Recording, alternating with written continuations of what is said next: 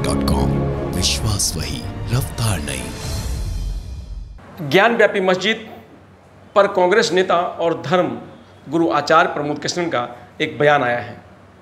उस बयान में प्रमोद कृष्णन कह रहे हैं कि जो ज्ञानव्यापी मस्जिद और श्रृंगार गौरी मंदिर मामले में जो कोर्ट का फैसला आया है, इसको हम फैसला नहीं कह सकते। यह एक विषय उठाया गया है और उस विषय पर अदालत ने अपना निर्देश दिया है।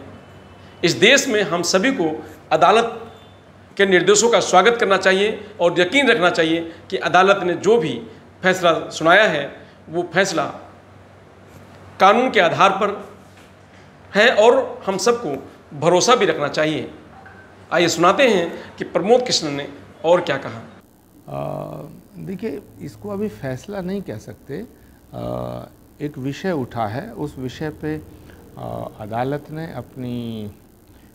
अपना निर्देश दिया है, अपना डायरेक्शन दिया है और इस देश में हम सभी को अदालत के निर्देशों का, डायरेक्शंस का और फैसलों का स्वागत करना चाहिए और यकीन रखना चाहिए कि अदालत जो भी फैसला देती हैं या जो भी फैसला देंगी वो कानून के आधार पे देंगी और भारत के संविधान के दृष्टिकोण से देंगी।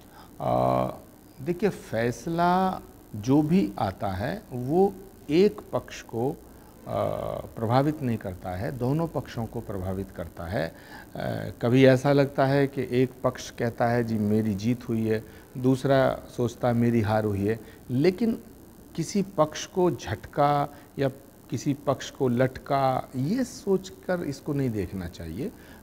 अदालतें भारत का चौथा स्तंभ जो है, लोकतंत्र का चौथा स्तंभ न्यायपालिका है और हम सबको न्यायपालिका के निर्देशों का सम्मान करना चाहिए। हमें यकीन होना चाहिए, हमारा विश्वास होना चाहिए कि जो भी निर्णय होगा वो कानून के आधार पर होगा। लास्ट सवाल है, कोर्ट कमिश्नर नहीं हटाई जाएंगी, 17 मई को सर्वे की रिपोर्ट मांगी है, क्या कहना है?